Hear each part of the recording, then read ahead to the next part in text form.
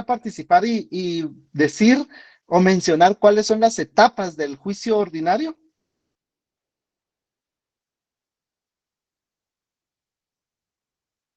O pregunto yo. Buenas tardes, licenciado.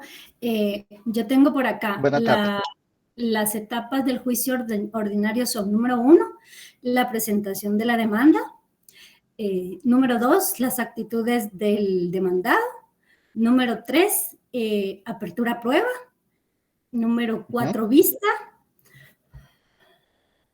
número 5 sería autos para mejor fallar, que puede que se dé o no se dé, no siempre se da, ¿verdad? Y lo último, la sentencia. Exacto. La forma normal de terminar un proceso o de terminar un juicio es mediante una sentencia. Esa es la forma normal. Sin embargo, ya en su momento se van a abordar cuáles son las otras formas o formas anormales, como también se le denomina, de terminar un proceso. Pero la forma normal, como bien lo dijo usted, es a través de la sentencia. Entonces, recapitulando lo que decía la compañera, efectivamente, el primer etapa o la primera etapa es la presentación de la demanda. Presentada la demanda, se emplaza al demandado para que él tome una actitud. Y esa sería la segunda etapa, la actitud del demandado. Habiendo el demandado tomado una actitud, entonces ya se abre a prueba, donde se van a diligenciar los medios de prueba que hayan sido ofrecidos o propuestos tanto por el demandante como por el demandado. Posteriormente a que se abrió a prueba, se señala audiencia para la vista y después de la vista es la sentencia. Ese sería el proceso sin incidencias. Si hablamos del proceso con incidencias, entonces ahí sí ya tendríamos que hablar del periodo de prueba extraordinario, de las excepciones y del auto para mejor fallar. Entonces, ya la compañera Heidi nos hizo el favor de mencionarlo, el proceso de manera general. ¿Alguien puede mencionar el proceso o las etapas del proceso? Mejor si es sin ver sus anotaciones, lo que sepa, ¿verdad? Ahora, si las quiere ver, pues también se vale. Pero alguien que quiera mencionar las etapas del proceso, indicando esas incidencias, como ya lo dije, en su orden, ¿verdad? ¿Cuáles serían?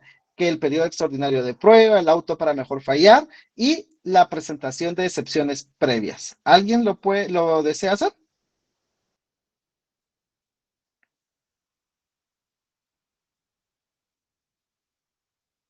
Licenciado, fíjese que a mí no me quedó muy claro lo que son las excepciones previas y perentorias. Entonces, pues yo creo que en esta clase lo vamos a terminar de entender.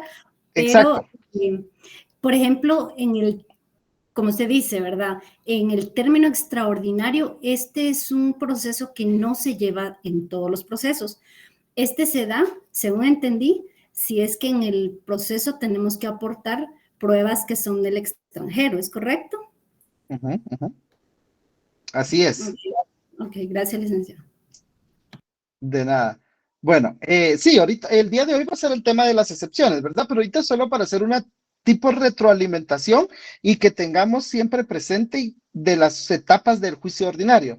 Entonces, insisto, ¿alguien me puede mencionar las etapas del juicio ordinario indicándome esas incidencias que pueden darse o no pueden darse dentro del proceso?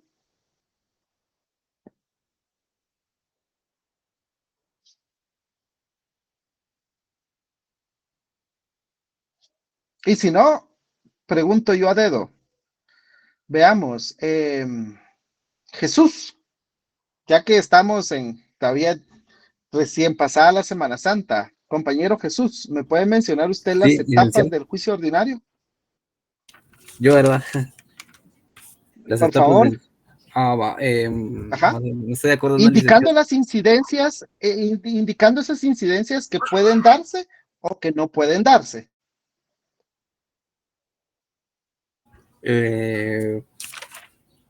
La verdad, licenciado, no sería la rebeldía, el allanamiento. No sé No, si estoy bien. esas son las actitudes, La esas actitud son las está. actitudes que puede tomar el demandado. Ahí una compañera lo puso en el chat, pero es mejor si participa. No me acuerdo, licenciado, ¿para qué lo voy a mentir No, yo? Sí, no hay discúlpeme pena, no usted. hay pena, compañera. No se preocupe. Ok, Patricia.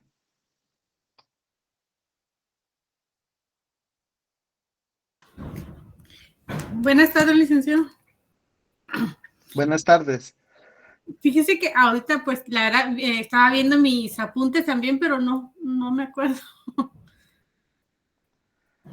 Ok, las incidencias, o dígame las etapas que usted se recuerde que del juicio ordinario. ¿Qué etapas recuerda usted que lleva el juicio ordinario? Pues las que comentaba la compañera, ¿verdad? La presentación de la demanda, el emplazamiento, las actitudes del demandado, la apertura a prueba, la vista, los autos para mejor fallar y por último, pues siempre sería la sentencia, ¿verdad? Ok, muy bien. Gracias compañera. ¿Alguien puede agregar algo más dentro de lo que ya mencionaron las compañeras hace un momento? Las excepciones previas, ¿no? Exacto. Las excepciones previas sería una incidencia, porque eso puede darse o puede no darse. El auto para mejor fallar es una incidencia, porque puede darse o puede no darse. Y el periodo extraordinario de prueba puede darse o puede no darse. Entonces, por eso a eso se le llaman incidencias. El proceso normal es presentación de la demanda, emplazamiento, actitudes del demandado, prueba, vista, sentencia. Ese es el proceso. Si lo decimos con incidencias, entonces tendríamos que decir presentación de la demanda, presentación de excepciones previas, actitudes del demandado, apertura a prueba en periodo extraordinario y periodo extraordinario de prueba, vista, auto para mejor fallar y sentencia. ¿Ok? Entonces ese ya es el juicio. ¿Alguien me puede mencionar ahora ya las etapas, pero indicando los plazos que lleva cada una de estas etapas?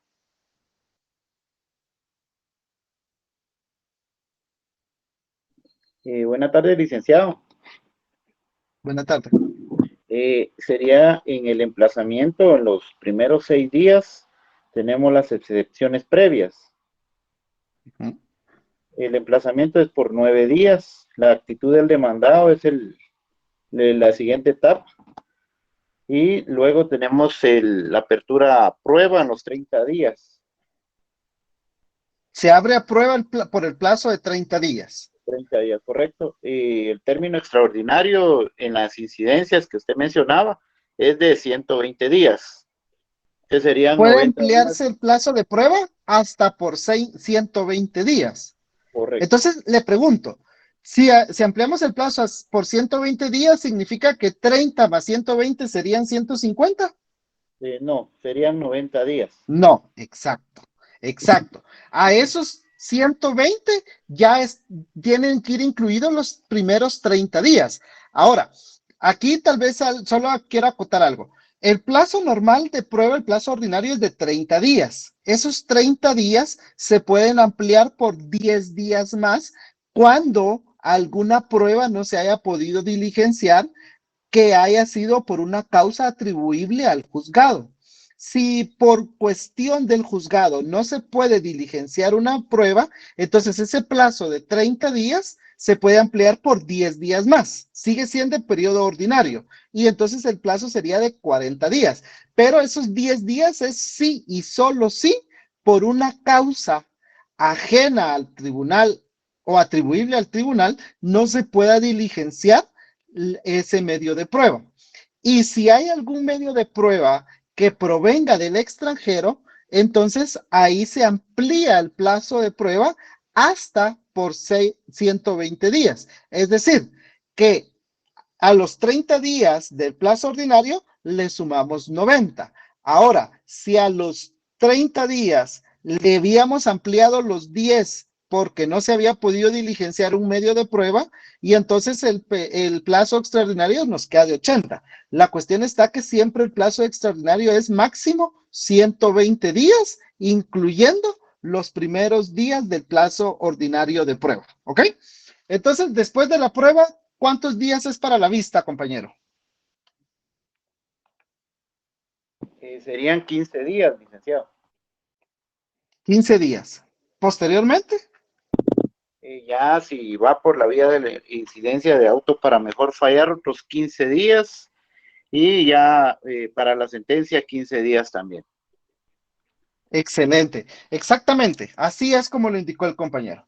Presentada la demanda, se le notifica al demandado. De conformidad con la ley del organismo judicial, los plazos empiezan a correr al día siguiente de haberse notificado una resolución. Entonces, si se presenta la demanda, se le debe dictar una resolución y esa resolución donde se admite para su trámite la demanda tiene que notificarse. A partir de la notificación, entonces, a partir de la notificación, empieza el emplazamiento para que el demandado tome una actitud.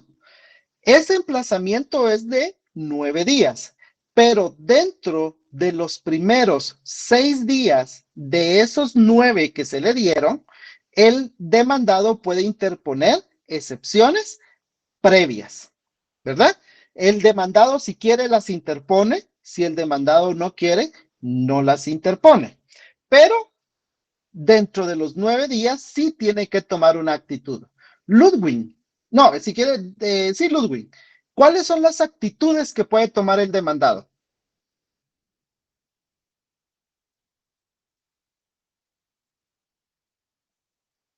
Buenas tardes, Lick. Disculpe, dice que voy saliendo de aquí del trabajo. No tenga pena, pero no se preocupe, Licenciado, compañero, está bien. Adelante. una Una de pregunta. ellas es allanarse a la demanda. Ok, el allanamiento es uno. ¿Cuál era su duda? Mire, en la presentación de la demanda se da un auto, ¿verdad? Que es de 24 horas, ¿cierto? Se dicta una resolución y recordemos que ya vimos las clases de resoluciones, decretos, autos y sentencias. Los decretos son resoluciones de mero trámite. Aquí lo que se va a dictar es un decreto, porque lo que va a hacer es darle trámite a la demanda. Entonces es un decreto lo que se dicta, Decreto. no es un auto, es un decreto. Ok, va. Y posterior a eso ya viene el emplazamiento. Se le notifica. O sea, al momento de... yo no sé si usted hizo su tarea, No, yo pero sí si la usted hizo su hice. tarea, ok, Sí, sí, si usted hizo su eso le tarea estoy y diciendo. qué bueno que la hizo, al momento de que usted ve el expediente, después de la demanda, hay una resolución del juzgado. Y en la resolución del juzgado, por lo general, son así. Se tiene por recibida la demanda presentada por el señor tal y tal. Se tiene por indicado el lugar para recibir notificaciones. Se toma nota del auxilio y procuración con el cual actúa el demandante. Y dicen, y en uno de los puntos pone, se emplaza al demandado por el término común de 9 días. Entonces esa resolución se le va a notificar al demandado, ¿verdad? Ya cuando se le notifica esa demanda, esa resolución, que va junto con la copia de la demanda, porque recordemos que al presentar la demanda hay que adjuntar una copia que se le va a entregar al demandado. Entonces el demandado, al momento que se le notifica, ahí empiezan los 9 días, ¿verdad? Al día siguiente, dice la ley del organismo judicial. Ahí empiezan a correr los 9 días del plazo del emplazamiento. Ok, ahí estamos. Gracias, Lito. Sí, ok, ¿verdad? Pero la misma resolución lo dice, se emplaza al demandado, ¿verdad? Para que tome una actitud. Entonces, estábamos en las actitudes del demandado. ¿Alguien me puede mencionar cuáles son las actitudes del demandado? Rebeldía, allanamiento, contestación en sentido negativo. Reconvención. Continúe. contestación en sentido negativo y reconvención, como dijo la compañera. Ok, tenemos 5, ¿verdad? La rebeldía es que el demandado simplemente no conteste, se haga el loco y no responda a la demanda, ¿verdad? Entonces, a solicitud de parte, el demandante, el actor, tiene que decirle al señor juez, en virtud de haber transcurrido el plazo de los 9 días que se le otorgó al demandado y el demandado no contestó la demanda, se le solicita que se le declare rebelde al demandado, ¿verdad? Y el juicio va a continuar. ¿Por qué? Porque el demandado no respondió, no contestó. Entonces eso se le llama rebeldía, está rebelde, o como lo dice la doctrina, contumaz, la contumacia, la rebeldía o contumacia, y al que no responde, en este caso es rebelde o contumaz, ¿ok? Posteriormente tenemos el allanamiento, es cuando el demandado dice, mire, si es cierto, acepto las pretensiones del actor, independientemente de los hechos, o puede aceptar los hechos y también las pretensiones, o simplemente aceptar las pretensiones, pero el actor dice, el demandado dice, sí, acepto lo que el demandante me está pidiendo, acepto lo que el actor me está pidiendo y me allano. Número 3, el demandado dice, contesta en sentido negativo diciendo no acepto lo que el actor está pidiendo. O sea, lo está contestando en sentido negativo, está rechazando las pretensiones. Solo hay alguien por ahí que tiene su micrófono encendido, compañeros. Sí, es que la Mara se recuerda. Ok, entonces.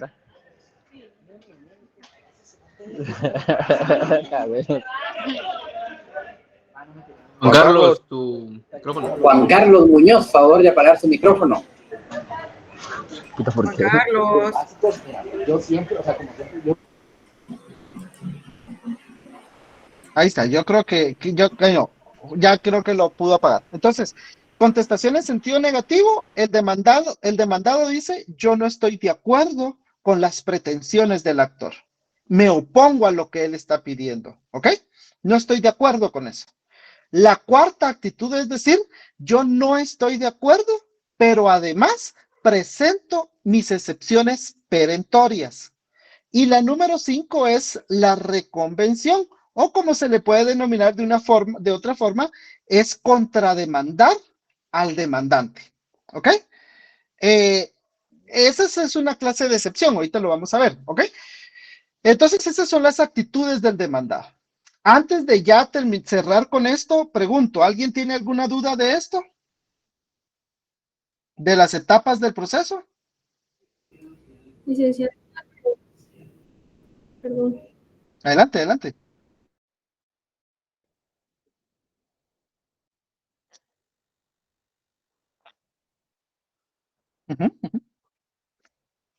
Pero se aprende.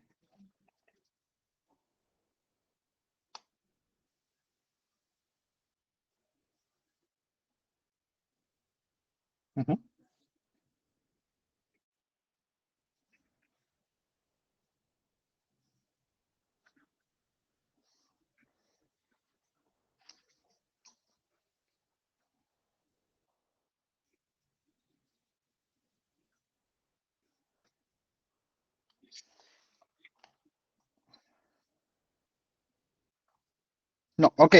Recordemos cómo se resuelven las excepciones previas. Y eso es una de las cosas que vamos a ver el día de hoy. La diferencia de cuál es el trámite o cómo se resuelven las excepciones. Las excepciones previas, de conformidad con el Código Procesal Civil y Mercantil, artículo 121, si no estoy mal, 120, perdón.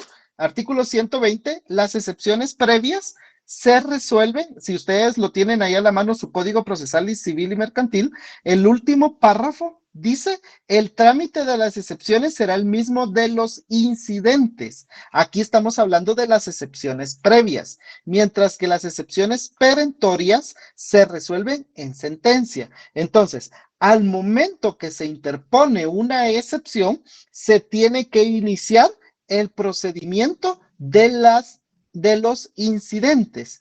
¿En qué va a consistir este procedimiento? Ya se les mencionó anteriormente que este procedimiento está regulado del artículo 135 al 140 de la ley del organismo judicial. Presentada la excepción, se le da audiencia por 2 días a la otra parte. En este caso, como quien presentó la excepción es el demandado, entonces se le da audiencia por 2 días al actor para que él conteste, digamos, o para que él se pronuncie respecto a ese incidente, a esa excepción. Habiendo transcurrido los 2 días que se le otorgó al actor, entonces, con su contestación o sin ella, se abre a prueba por el plazo de 8 días, donde se van a diligenciar los medios de prueba que se hayan presentado de la excepción, no del juicio. El juicio está pendiente. El juicio va a continuar hasta que termine el incidente. Cuando el incidente termina, ahí va a continuar el proceso. ¿Ok? Entonces, después de que se le ha otorgado audiencia al actor, porque en este caso como que se cambian los papeles, ¿verdad? El demandante puso su excepción, entonces se le da audiencia al actor para que se pronuncie. Pasado ese plazo de los 2 días, se abre a prueba por 8 días para diligenciar los medios de prueba de la excepción, no del juicio, de la excepción. Y al finalizar los 8 días del periodo de prueba, el juez tiene 3 días para dictar una resolución. ¿Qué tipo de resolución? Un auto, ¿sí? Un auto. Y en ese auto, el juez es el que va a decir con lugar la excepción, y dependiendo qué tipo de excepción haya sido, pues así va a resolver. O el juez puede decir sin lugar la excepción y continuemos con el proceso. Por ejemplo, si la excepción era de excepción de, ¿qué le pudiera decir yo? De incompetencia. Entonces el juez dice con lugar la excepción. Efectivamente, yo no soy el juez competente y entonces el proceso se tiene que llevar ante el juez que es competente, ¿sí? Eso se va a decidir en el auto que el juez tiene que dictar después de llevar ese proceso del incidente. No sé si con eso, compañero.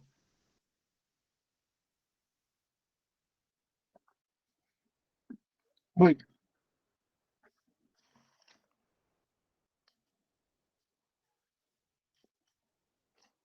Sí, yo creería que al final de la clase a lo mejor nos da tiempo para abordar esas dudas, ¿eh? Porque son ya del trabajo en sí. Entonces, al finalizar.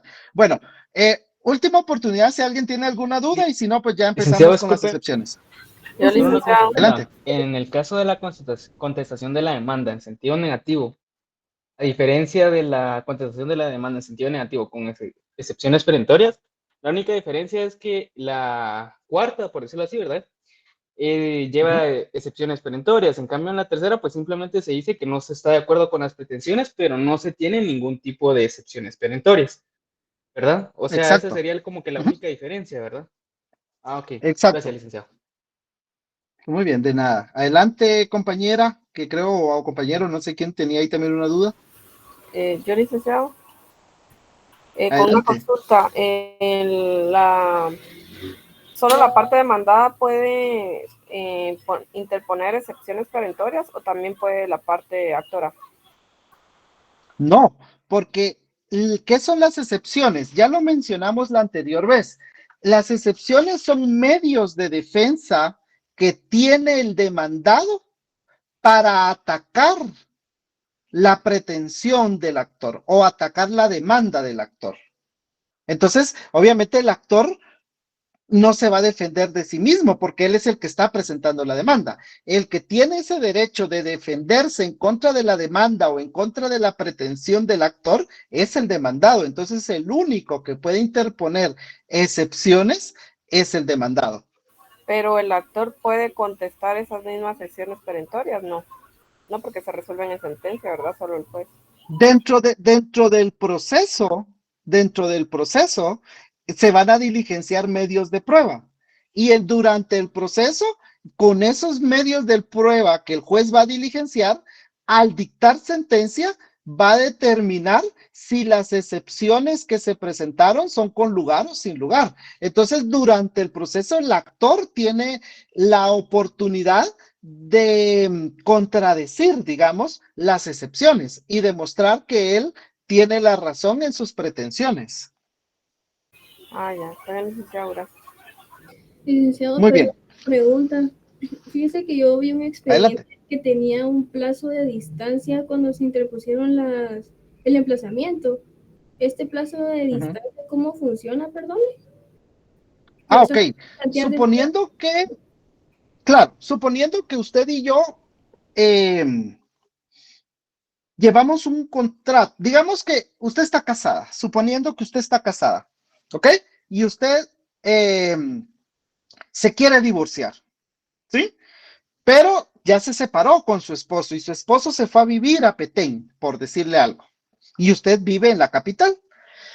Entonces usted presenta la demanda en la capital, porque usted ahí está su domicilio, ahí está su domicilio conyugal y ahí usted ahí presenta su demanda en el municipio de Guatemala. Al señor le tienen que notificar en su residencia y al momento de notificarle le indican que tiene que indicar un casillero electrónico para que las futuras notificaciones se hagan por medio electrónico. Pero la primera resolución tiene que ser de forma personal, es decir, en su residencia o en su lugar de trabajo o en el lugar donde él habitualmente se halle. Para que el juzgado de Guatemala notifique a alguien que está en Petén, no va a ir el notificador de aquí hasta Petén, no se va a subir a la Pullman y va a llegar a Petén y va a ir a la casa, ¿sí? Y va a irlo a buscar para notificarle, no. Lo que sucede aquí es una comunicación entre juzgados. Se libra un exhorto o un despacho, dependiendo si son de igual categoría o de superior a inferior categoría. Entonces, se libra un exhorto o un despacho para que el juzgado de aquí de Guatemala le pida al juzgado de Petén que el notificador del juzgado de Petén vaya a la casa de la persona a notificarle y decirle, mire, hay una demanda en la ciudad capital, usted tiene que contestar esa demanda.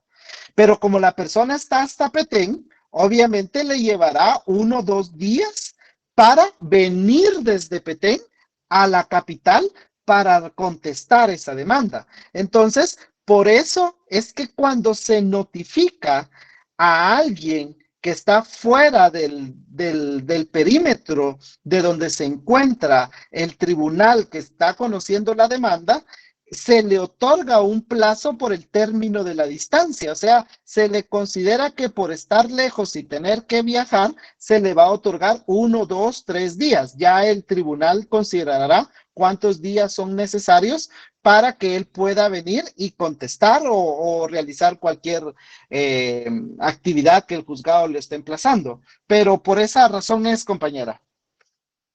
Gracias, licenciado. Muy bien, bueno, ahora sí.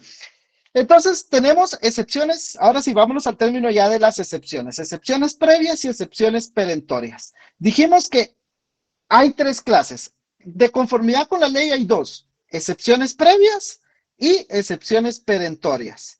Pero para la doctrina y para la Corte de Constitucionalidad, que sería la doctrina legal, hay 3 clases de excepciones. Previas, perentorias y mixtas. Las excepciones previas son aquellas que atacan la demanda o que atacan la forma del proceso, mientras que las excepciones perentorias atacan el fondo del asunto. ¿Ok?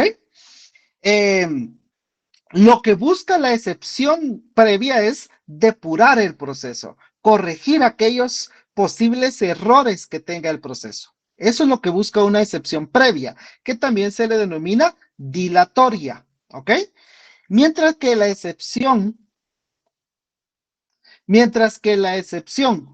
perentoria lo que va a atacar es la pretensión y va a buscar extinguirla o terminar con esa pretensión que tiene el actor. ¿Ok? Entonces, tenemos las previas que atacan la forma y tenemos las perentorias que atacan el fondo. ¿Cuál es la diferencia entre unas y otras? Hay varias. Las previas son excepciones nominadas. ¿Sí? Excepciones nominadas. ¿Qué significa esas? ¿Qué significa eso? Que la ley les da un nombre. ¿Sí? Las excepciones previas son nominadas. ¿Por qué? Porque en el artículo 116 vamos a encontrar un listado de cuáles, 116 y 117, vamos a encontrar un listado de cuáles son las excepciones previas y les da un nombre. Entonces, por eso son nominadas, porque ya tienen un nombre. A diferencia de las excepciones perentorias que son innominadas. Es decir, usted, demandado, le va a dar el nombre que considere conveniente al momento de interponer su excepción. Usted le pone el nombre que a usted se le ocurra. Una de las excepciones perentorias más comunes que yo he escuchado es falta de veracidad en los hechos. ¿Sí? A él se le ocurrió. Puede poner, mire, excepción perentoria de mentira en los hechos. Pero para que se oiga bonito le pone falta de veracidad, ¿verdad? Le puede poner excepción perentoria de pago. Si vemos, no hay ninguna excepción que se llame así. La persona que está interponiendo la excepción perentoria le pone el nombre que quiera. Por eso son innominadas, porque la ley no les da un nombre, ¿ok? También, ¿qué otra diferencia hay entre excepciones previas y las excepciones perentorias? Las excepciones previas son números clausus. ¿Qué significa eso? Que únicamente se pueden interponer las excepciones previas que la ley regula, mientras que las excepciones perentorias son números apertus. Significa que no hay un límite. Puede poner todas las que quiera, siempre y cuando le dé la imaginación y obviamente tenga relación con los hechos. Entonces, no hay un límite. No hay una cantidad determinada de excepciones perentorias. Mientras que en las excepciones previas, si miramos el artículo 116, sí vamos a encontrar que son 11 excepciones y 12 con la del 117. Entonces, excepciones previas, 12. Excepciones perentorias, las que usted quiera. ¿Ok? ¿Qué otra diferencia? La otra diferencia es que las excepciones, espero que vayan tomando nota, ¿verdad? Las excepciones previas se interponen antes de contestar la demanda. Es decir, se interponen dentro del plazo de los 6 días que tiene del emplazamiento. El demandado es emplazado por 9 días para que tome una actitud frente a la demanda. Pero de esos 9 días, los primeros 6 días son para que él interponga una excepción, una o más excepciones previas. Entonces, las excepciones previas se interponen antes de contestar la demanda, mientras que la excepción perentoria o las excepciones perentorias se interponen al momento de contestar la demanda. ¿Ok? Otra diferencia.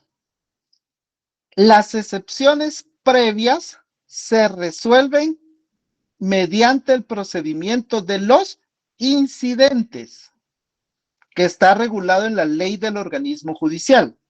Repito, las excepciones previas se resuelven mediante el procedimiento de los incidentes.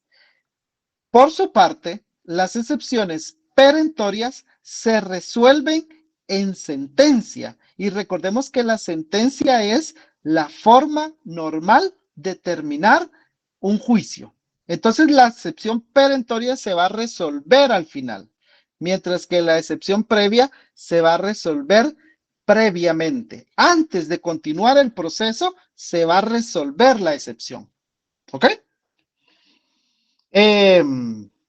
Y la otra diferencia era lo que ya les había mencionado. Las excepciones previas lo que van a buscar es depurar el proceso, corregir aquellos posibles errores que pueda tener la demanda, digamos. Mientras que la excepción perentoria lo que va a hacer es atacar la pretensión, atacar el fondo del asunto. Por ejemplo, si es un juicio en el cual se está cobrando o qué sé yo, un título ejecutivo que no se haya cumplido, la excepción va a ser de que ya se pagó, se está atacando la pretensión, porque lo que quiere el ejecutante es que le paguen. Entonces él va a presentar su excepción de pago, demostrar que ya pagó. ¿Ok? Entonces, en una se va a depurar el proceso, se van a corregir errores que son de forma, mientras que la excepción perentoria es de fondo, va a atacar el fondo del asunto. Ahora, ¿cuáles son las excepciones mixtas? Las excepciones mixtas son aquellas que la ley las regula como previas, pero tienen efectos de perentorias. ¿Por qué? Porque al momento que el juez las declara con lugar, automáticamente o como efecto consecuente se destruye la pretensión del actor.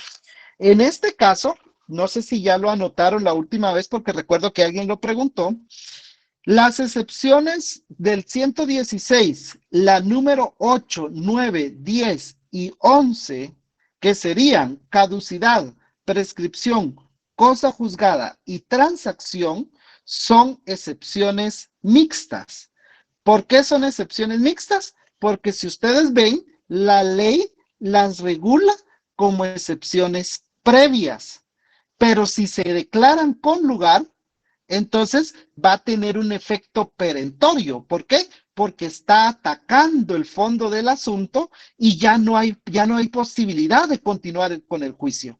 ¿Por qué? Porque, por ejemplo, si es de prescripción o de caducidad, ya se venció el plazo que se tenía para presentar la demanda o el derecho ya caducó, ya venció el derecho que se tenía y por lo tanto ya no puedo exigir un derecho que ya venció.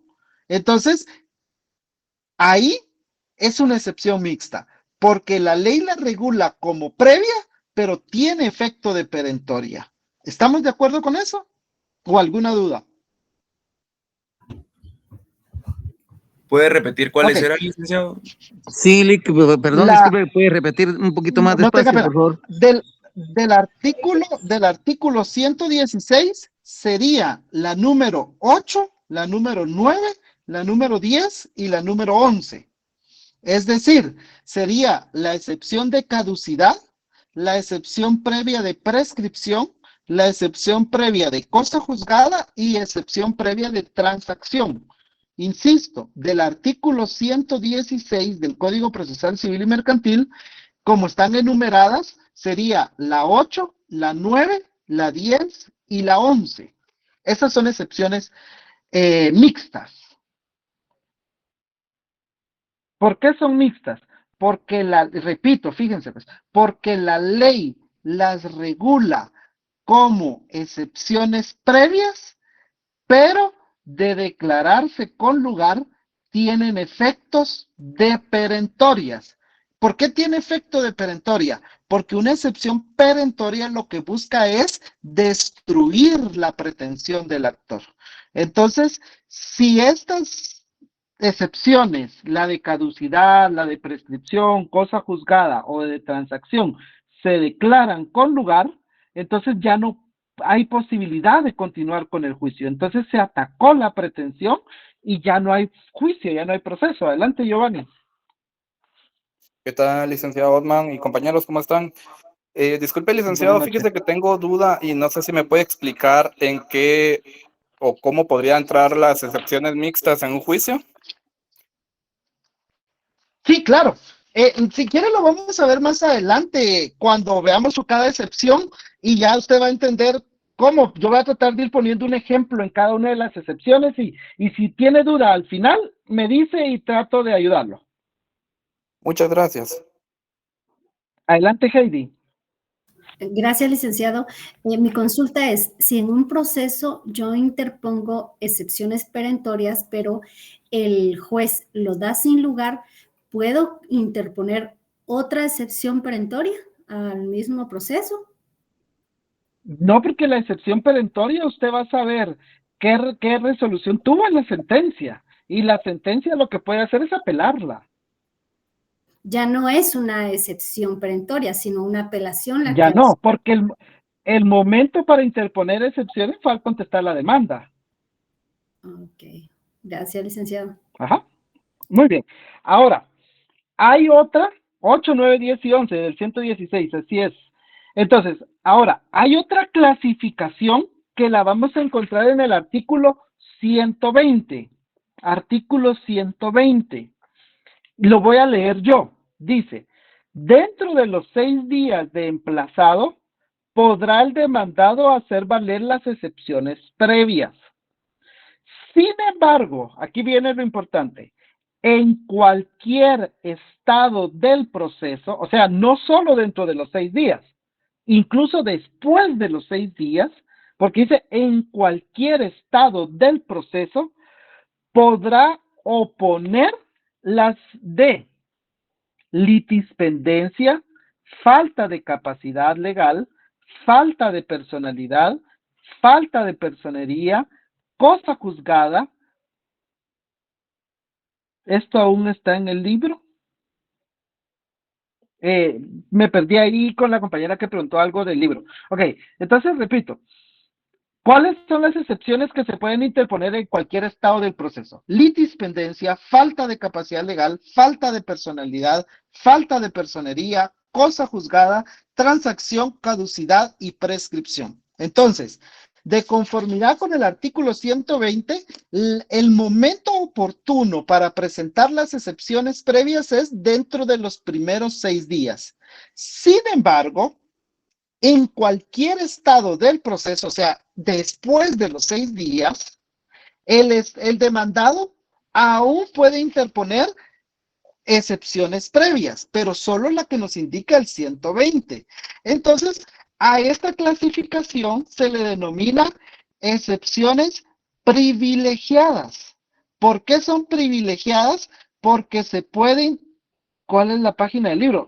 Es el artículo 120 del Código Procesal Civil, compañero. Entonces, ¿por qué son excepciones privilegiadas? Porque se pueden interponer en cualquier estado del proceso. ¿Y cuáles son?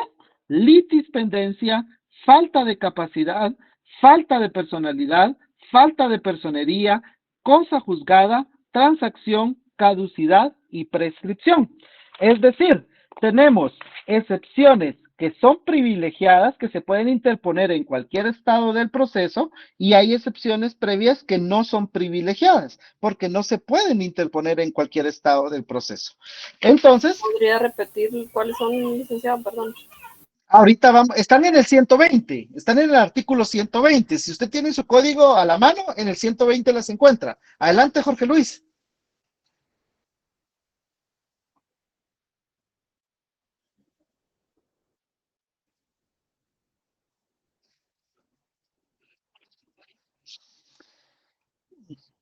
Mire, solo una cosa y me va a disculpar que se lo diga. No diga meter, diga interponer o presentar, pero no meter. Desde que me dijo meter, me desconecté de la pregunta. Repítamela, por favor.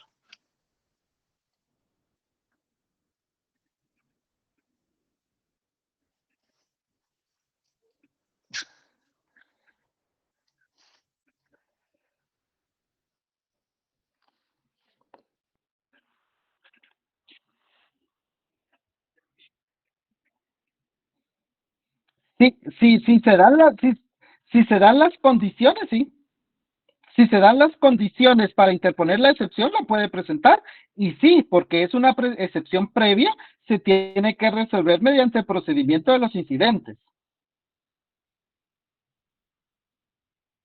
Ok, entonces, tenemos excepciones privilegiadas que se pueden interponer en cualquier estado del proceso y tenemos excepciones que no son privilegiadas porque únicamente las podemos interponer dentro de los primeros 6 días. Ahora, ¿cómo entonces? ¿Dónde las encontramos? En el 120 encontramos cuáles son las privilegiadas y cuáles no son privilegiadas. Porque por exclusión, las que no enumere el 120 son no privilegiadas. Y las que el 120 enumera son las privilegiadas. Yo les recomendaría que ustedes en su código o en su cuaderno hagan un listadito y pongan excepciones previas privilegiadas y pongan las que el 120 enumera. De ahí se van al 116 y ustedes dicen cuáles no están contempladas aquí en el 120 y las que sobran son las que no son privilegiadas. Sin embargo, las que no son privilegiadas, porque solo se pueden interponer dentro de los primeros 6 días, son la número 1, incompetencia. La número 3, demanda defectuosa. Número 7, falta de cumplimiento del plazo de la condición a la que estuviera sujeta la obligación o el derecho que se haga valer. Y la número del artículo, y la del 117, excepción de arraigo. Esas son no privilegiadas. ¿Sí? De las 12, solo permítanme, de las 12 excepciones previas, 8 son privilegiadas y 4 son no privilegiadas. Ok, adelante, Abner. Sí, disculpe, licenciado, ¿cuál es la diferencia entre la 7 y la 8?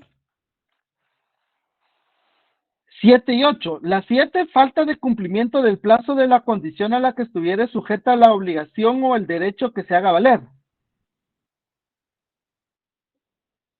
Ajá, ¿cuál es la diferencia con la de caducidad? De la caducidad es porque ya pasó el tiempo que se tenía para hacer valer, mientras que la falta de cumplimiento de la condición o del plazo es porque aún no se ha llegado el plazo que se tenía para cumplir con la obligación. Ahorita lo voy a ver, si quiere, igual que el compañero, si al final de ver cada una de las excepciones tiene duda, me pregunta. Ok, gracias. Ok, bueno, entonces estamos de acuerdo con eso. Tenemos excepciones previas, excepciones perentorias y excepciones mixtas. Y tenemos otra clasificación, ¿sí? Que son las privilegiadas, que se pueden interponer en cualquier estado del proceso, ¿sí? Ok, ahora, veamos cada una de esas excepciones. Disculpe, Lick, dice que ya todo tengo... Perdón, Lick, disculpe que lo interrumpa. Excepciones previas, no, sí, tengo bien anotado, excepciones dilatorias y las privilegiadas y todo lo que usted dijo. No completé bien el texto de la escritura, pero me decía excepciones perentorias, perdón, disculpe. Gracias.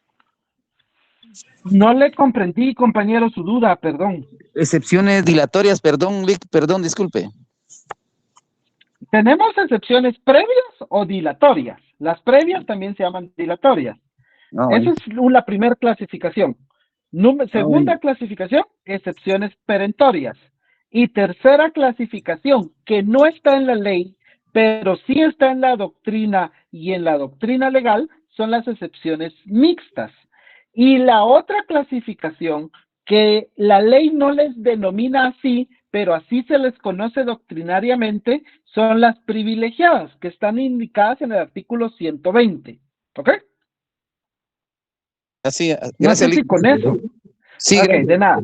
Ahora, tenemos las excepciones del artículo 116. Dice, el demandado puede plantear las siguientes excepciones previas. Incompetencia. ¿Sí? ¿Cuándo procede esta excepción? Esta excepción de incompetencia procede cuando la demanda ha sido presentada ante un juez que no es el competente, ya sea por razón de grado, por razón de la cuantía, por razón de la materia, por razón del territorio, por la razón que sea, se presentó la demanda ante un juez que no era el competente. Por ejemplo, si usted se casó y vive en el municipio de Guatemala, usted si va a interponer, por ejemplo, una demanda de divorcio, por decirle algo, tiene que presentarla en el municipio de Guatemala. ¿Por qué? Porque ahí está su domicilio conyugal y ahí fue donde usted se casó. Entonces usted ahí tiene que presentar su demanda. Pero usted dice, no, a mí me contaron que en Villanueva sacan los juicios bien rápido, entonces mejor voy a ir a Villanueva a presentar mi demanda. Entonces el demandado dice, cuando ve la demanda y ve que le están notificando del juzgado de Villanueva, dice, no, ¿por qué me está notificando el de Villanueva? Si según las reglas para determinar la competencia, la demanda tiene que ser presentada en el municipio de Guatemala. Entonces, señor juez de Villanueva, le presento la excepción de incompetencia. ¿Por qué? Porque usted no es el juez competente, ¿sí? Entonces, la excepción de incompetencia se trata cuando la demanda se presentó ante un juez que no es el competente. Insisto, ya sea por la cuantía, recordamos lo de las cuantías, menor cuantía, ínfima cuantía, mayor cuantía, suponiendo que un asunto de mayor cuantía, un asunto por 100,000 quetzales se presente ante el juzgado de paz del municipio de Guatemala, y el juzgado de paz del municipio de Guatemala en principio la va a rechazar, pero digamos que no la rechaza, digamos que el juzgado no se da cuenta y la acepta para su trámite la demanda por 100,000 quetzales, cuando la cuantía es de 50,000. Gustavo, si quiere participa, porque no leí bien su pregunta. La cuantía es por hasta 50,000, pero están aceptando una demanda por 100. Entonces, el demandado tiene que presentar su excepción y decir, señor juez de paz, usted es incompetente. Por la cuantía, este asunto le corresponde a un juez de primera instancia y no a usted, que es un juez de paz, y su cuantía llega hasta los 50,000 quetzales. ¿Tenemos claro la cuestión de incompetencia? El que calla otorga, dice. Entonces, si no me dicen que no, entiendo que sí. Excepción. Dice Lee que yo me confundí un poquito, disculpe que retroceda un poquito en cuestión del examen, que por ejemplo, menor cuantía, ínfima cuantía y mayor cuantía. Entonces, ¿será que podría dar un pequeño repaso ahí? Perdón, disculpe que ahí me confundí un poquito en el examen, pero por lo demás sí estuvo bien, gracias, Lee. No tenga pena. Fíjese que, compañero, que como aquí todo va a depender del acuerdo que ya se abordó anteriormente. Y en la capital, en la menor cuantía es hasta 50,000 quetzales. Más de 50,000 quetzales es de mayor cuantía. En las cabeceras departamentales y en algunos municipios como Coatepeque, Malacatán, Ixiguán, Santa Eulalia, Villanueva, Misco, no recuerdo cuáles otros, por el momento no recuerdo, pero son las cabeceras departamentales y algunos municipios tienen la competencia hasta 25,000 quetzales. ¿Sí? Entonces, todo está en el acuerdo. Entonces, pero si usted quiere, eso lo abordamos más adelante, usted me escribe o lo pregunta en el Classroom y yo pues trato ahí de compartirle el acuerdo o apoyarle en cualquier duda. Pero eso está ahí en el acuerdo, compañero, para establecerlo de las cuantías. ¿Ok? Gracias.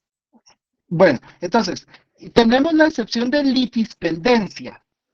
¿Qué significa la litispendencia? Si dividimos litispendencia, trataremos de entender qué significa litis, es como un proceso, como un juicio, y pendencia significa pendiente. Entonces, cuando hablamos de litispendencia, estamos hablando que hay otro juicio pendiente de resolverse, ¿sí? Que obviamente tiene relación con esta demanda. Entonces viene el demandado y cuando lo demandan dice, señor juez, presento la excepción de litispendencia. ¿Por qué? Porque en el juzgado, digamos que la demanda se presentó en la capital, en el municipio de Guatemala. Entonces el demandado va a decir, presento excepción de litispendencia porque en el juzgado de Villanueva hay un juicio pendiente de resolverse. ¿Sí? Entonces a eso se le llama litispendencia. ¿Por qué? Porque está pendiente de resolverse otro juicio que es igual en cuanto a los sujetos, objeto y a la causa que se está litigando en este nuevo proceso. Si obviamente es otro asunto entre las mismas partes, pero otro asunto totalmente distinto, no procede la litispendencia. Pero si son las mismas personas, el mismo objeto y la misma causa, entonces ahí sí procede la litispendencia. ¿Ok?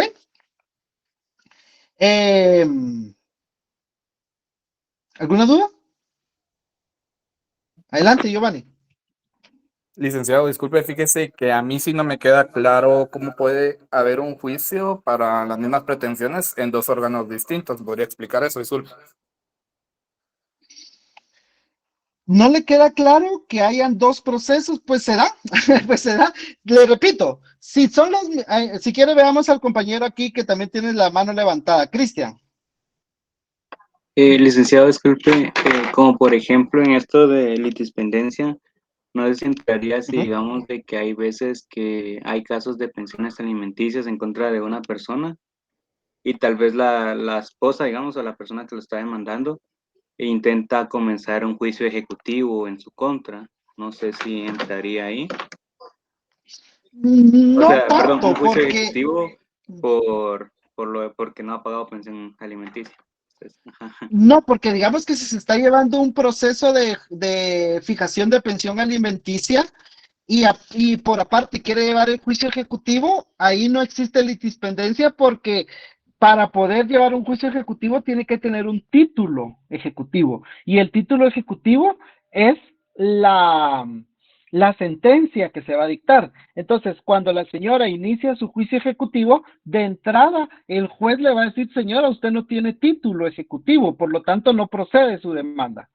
Pero lo que usted decía es correcto. Por ejemplo, digamos, solo para ejemplo, Giovanni, digamos que una señora presenta su proceso de fijación de pensión alimenticia en Villanueva y el proceso se tarda y pues ahí va avanzando, pero poco a poco le señalaron audiencia para dentro de 2, 3 meses, pero la señora dice, no, a mí me urge, yo quiero que esto salga rápido. ¿Saben qué? Voy a presentar otra demanda mejor aquí en la capital porque aquí sale más rápido. Entonces presenta otra demanda. Entonces el juez viene y dice, y entonces el señor, el demandado dice, no, mire, hay un proceso pendiente allá, de resolverse allá en Villanueva. Digamos que por las reglas del domicilio la señora podía iniciar su proceso en Villanueva y también podía iniciar su proceso en Guatemala, no había problema, no había inconveniente. Entonces la señora lo intenta en los dos lados, a ver cuál sale más rápido, digamos, ¿verdad? Entonces el señor puede decir, mira, aquí hay una litispendencia porque allá en Villanueva ya hay un proceso, también de ella contra mí, también sobre pensiones alimenticias y sobre el mismo hijo. Entonces ahí hay una litispendencia, por lo tanto, procede la excepción previa de litispendencia, porque hay un proceso pendiente de resolverse en otro juzgado. No sé si con eso, Giovanni. Sí, licenciado, muchas gracias, sí me quedó claro. Muy bien. Demanda defectuosa. Recordemos que excepción previa de demanda defectuosa.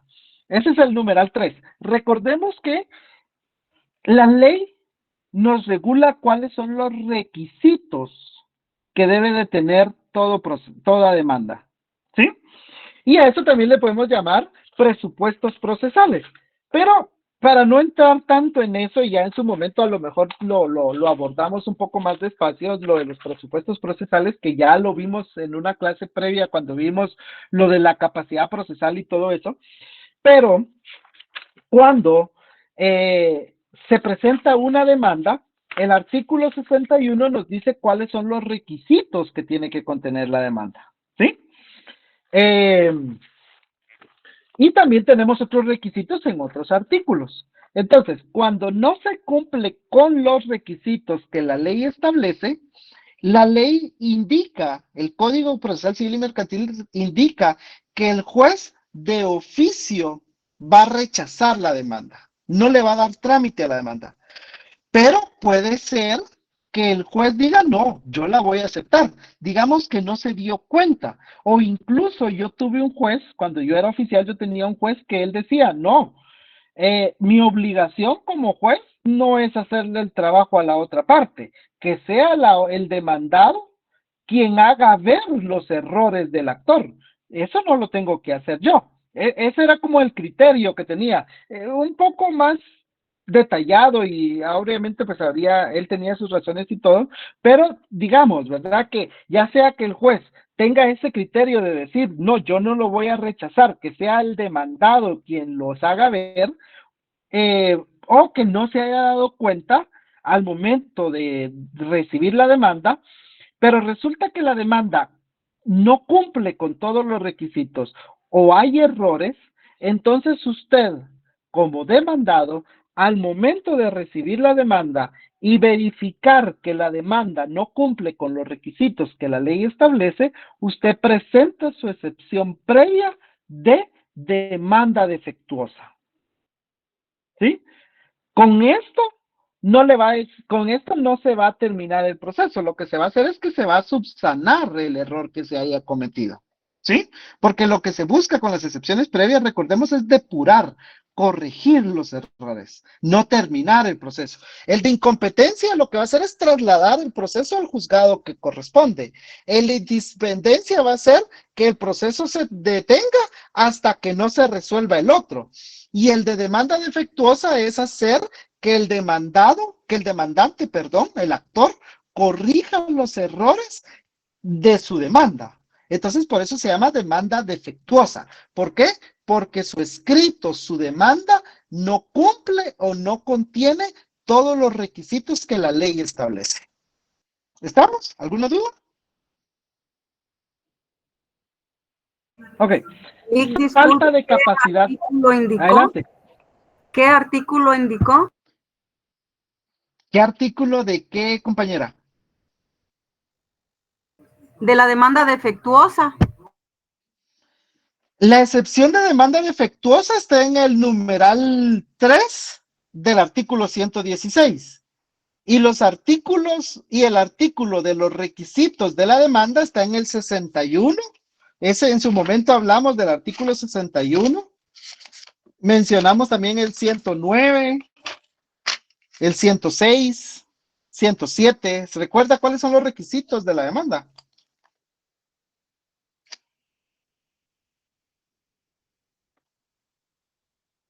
Delfina.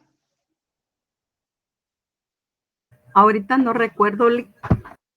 Ok, pero los requisitos de la demanda están en el 61 y en el 106, 109. Sí, y en todos esos artículos que están ahí. Entonces, si la demanda no cumple con todos los requisitos que estos artículos indican, usted como demandada tiene el derecho o la facultad de interponer su excepción de demanda defectuosa. ¿Sí? Ok. Falta de capacidad legal. ¿Recuerdan ustedes la clase que tuvimos presencial que yo tuve la oportunidad de compartir con ustedes cuando hablaba de los menores de edad y de los incapacitados? Y que ellos tienen capacidad porque la ley les da facultad para tener derechos y obligaciones. Pero la capacidad procesal es cuando una persona tiene capacidad de ejercicio. Y la capacidad de ejercicio se adquiere a los 18 años. Sin embargo, hay mayores de 18 años que han sido declarados en estado de interdicción, es decir, no están en el pleno uso de sus facultades y por lo tanto no pueden valerse por sí mismos y se les nombra un representante. Entonces, suponiendo que llega usted está en su oficina y llega una señora con su hijo y el hijo de la señora tiene 15 años o menos, la edad que sea, pero es menor de edad y le dice, mire abogado, fíjese que yo quiero demandar al papá de mi hijo porque no le ha pasado la pensión, no le ha pasado dinero. ¿Usted está casada con él? No, solo tuvimos el hijo. Entonces, señora, usted no puede pedir pensión.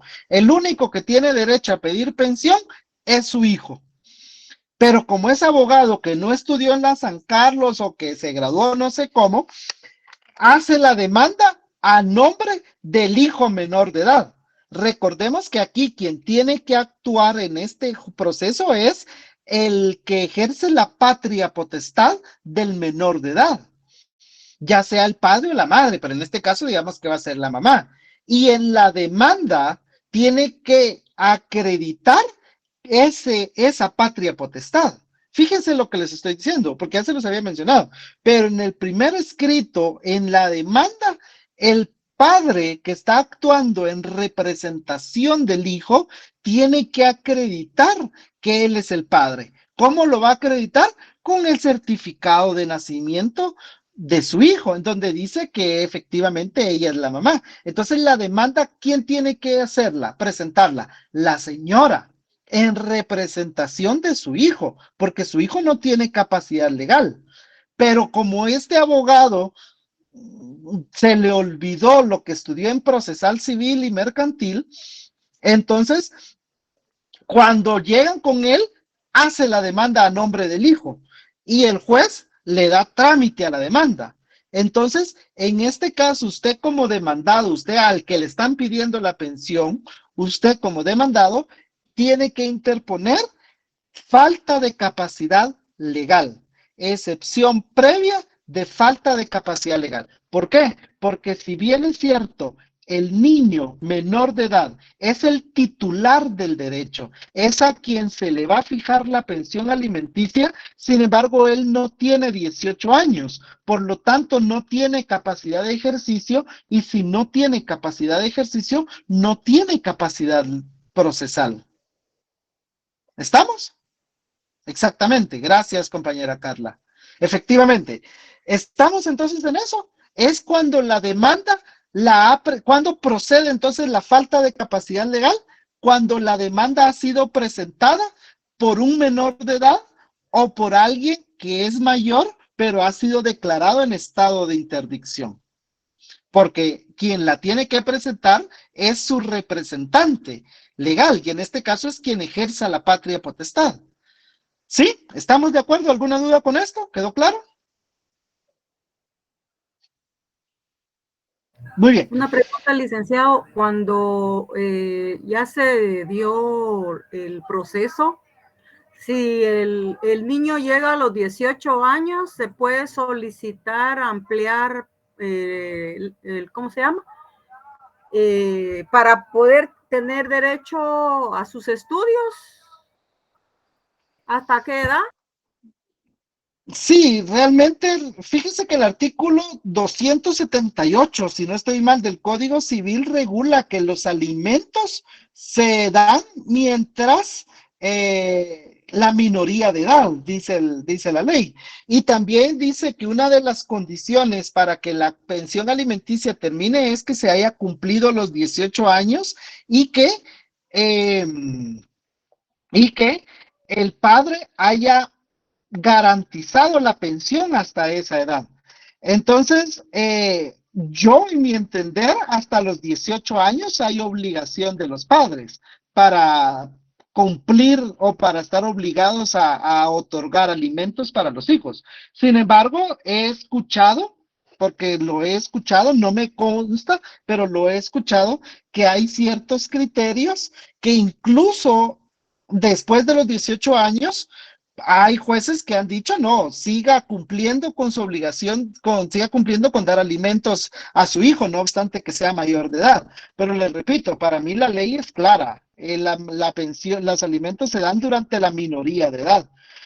Pero todo será de probar, ¿verdad? Y ver cuál es el criterio del juez que le toque conocer su demanda para pedir que uno mayor de 18 siga gozando de pensión.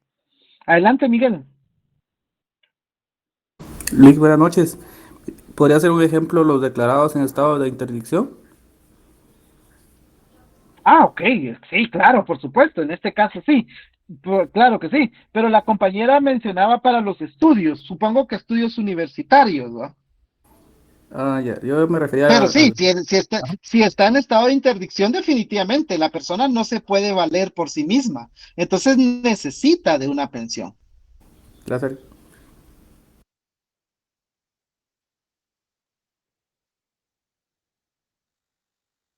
¿Ok? Luisa, adelante, pero nos estamos quedando con esto de la pensión y ese no era el tema, ya nos quedan solo 8 minutos. Adelante, Luisa. No, Lick, disculpe, fue por error.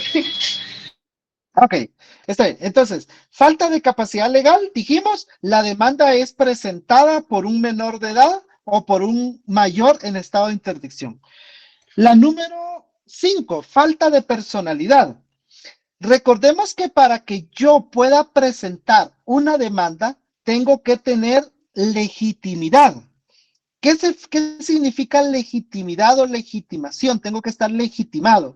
Es decir, que yo tengo un interés directo en la demanda. Recuerden que leímos ese artículo, que para presentar la demanda yo tengo que tener un interés directo. Artículo 44, si no estoy mal, del Código Procesal Civil y Mercantil. Vamos a ver.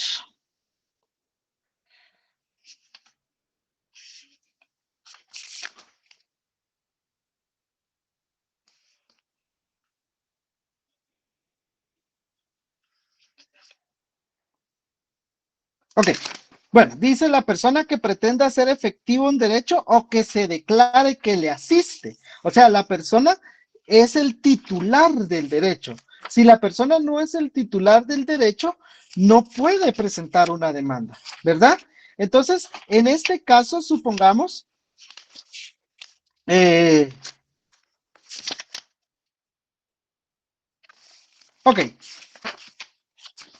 Ok, entonces, falta de personalidad.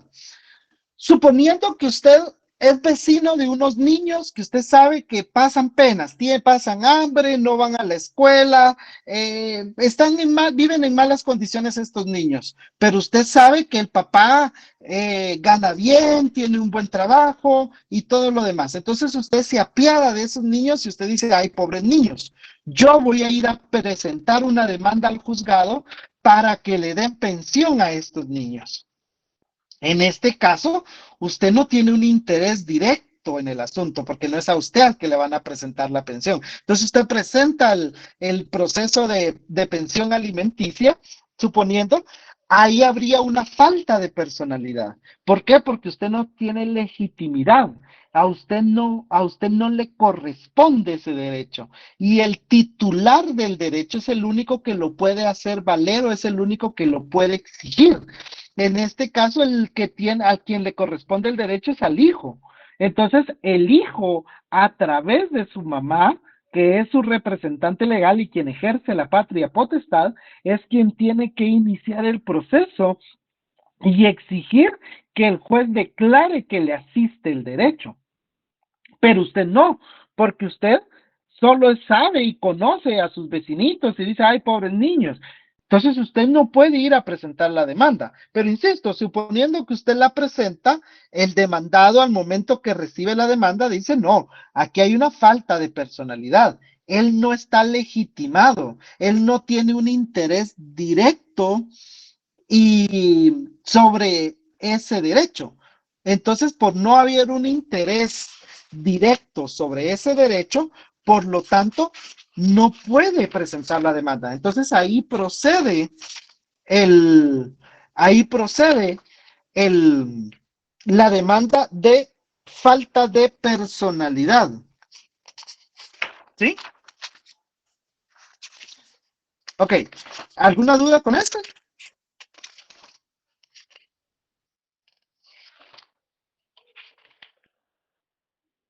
¿No? ¿Estamos claros? Ok. Falta de personería, numeral 6. Volvemos a lo mismo. Si hay un menor de edad que le atenga un derecho, quien lo tiene que representar en el juicio es quien ejerza la patria potestad, porque a él le da la representación legal.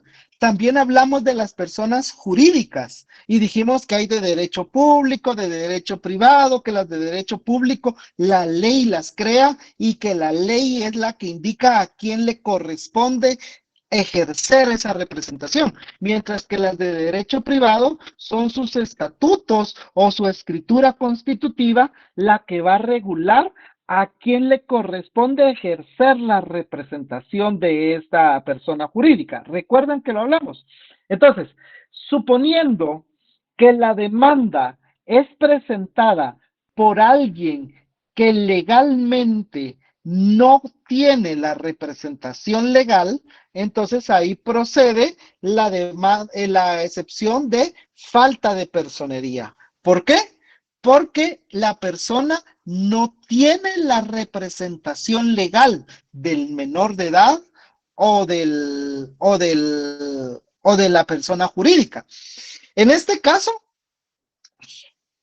ok, ahorita Jorge Luis. En este caso, suponiendo que se trata de una persona jurídica, ese nombramiento de representante legal tiene que estar inscrito en el registro mercantil. Y suponiendo que no fue llevado al registro mercantil y la persona solo presenta la escritura o el acta de nombramiento, pero no fue inscrito en el registro mercantil y así en la demanda con esa acta de nombramiento o con esa escritura pública acredita su representación, al momento que el demandado recibe la notificación, puede presentar excepción de falta de personería. ¿Por qué? Porque ese nombramiento aún no ha sido inscrito en el registro mercantil. Adelante, Jorge Luis.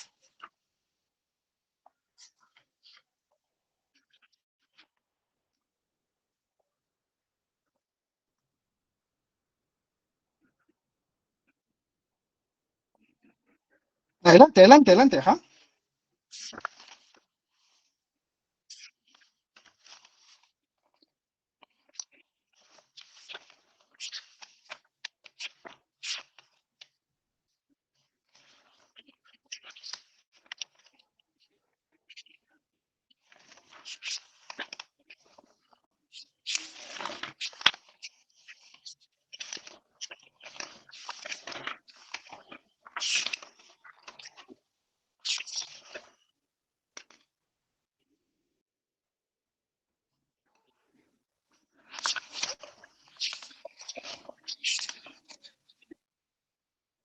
Uh-huh.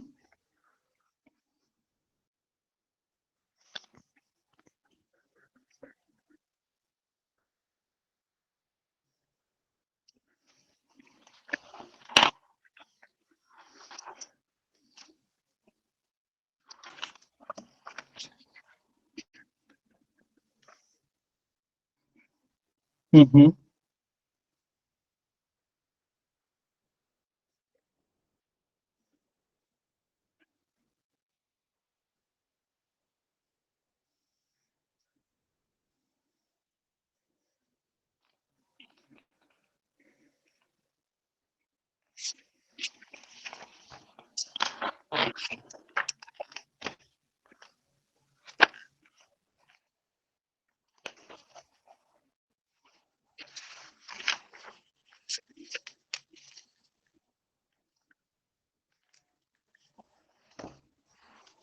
Uh-huh.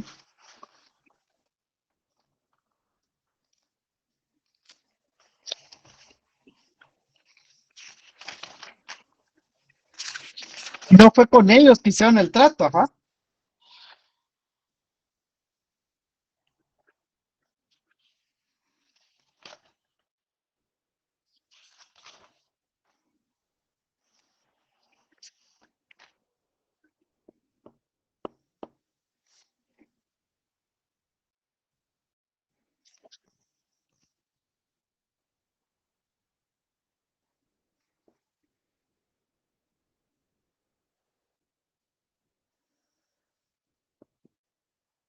Uh-huh. Uh-huh.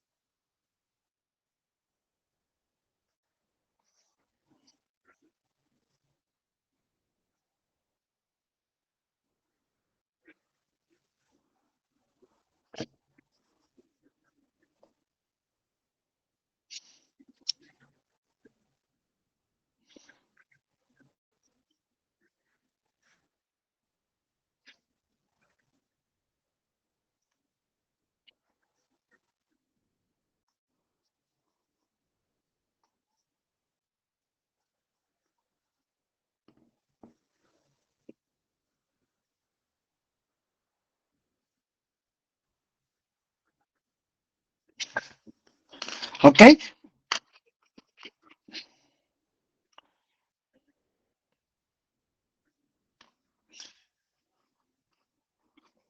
Mire, realmente es complejo y yo creería que hay más cuestiones ahí que son importantes y en su momento analizarlas, ¿va usted? Pues usted nos da una explicación bastante general del asunto, sin embargo, pues sí valdría la pena analizar más cuestiones ahí que están dentro del proceso. Compártanoslo, a lo mejor nos lo puede escanear y compartirlo y pues aprendemos todos, ¿verdad? Pero interesante lo que nos cuenta. Pues cuando usted termine, esperemos de que termine el proceso, usted aunque sea lea la sentencia para ver cuáles fueron los razonamientos del juez y pues ahí nos comparte qué fue lo que el juez decidió.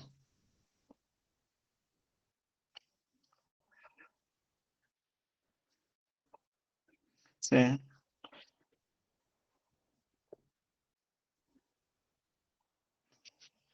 Sí. Sí, porque fíjese que además de lo que usted cuenta, lo que también me llama la atención es lo que usted dijo, que no lo aceptaron como desahucio porque no era un arrendamiento, pero recordemos que puede haber desocupación y desahucio. El desahucio es cuando es en virtud de un contrato de arrendamiento, pero la desocupación es cuando hay personas que están en la propiedad y no por un contrato de arrendamiento, sino porque están ahí por otra razón. Pero sí, lo viable sería la reivindicación de la propiedad, pero el desahucio sí es por arrendamiento, pero también existe la desocupación y la desocupación no es por contrato de arrendamiento. Pero bueno, jóvenes, ya empezó la otra clase, dice, gracias por haber estado el día de hoy, gracias, licenciado Estuardo, por la oportunidad, que tengan feliz noche y éxitos en su semana y en sus clases, jóvenes. Seguimos en una próxima oportunidad. Feliz noche.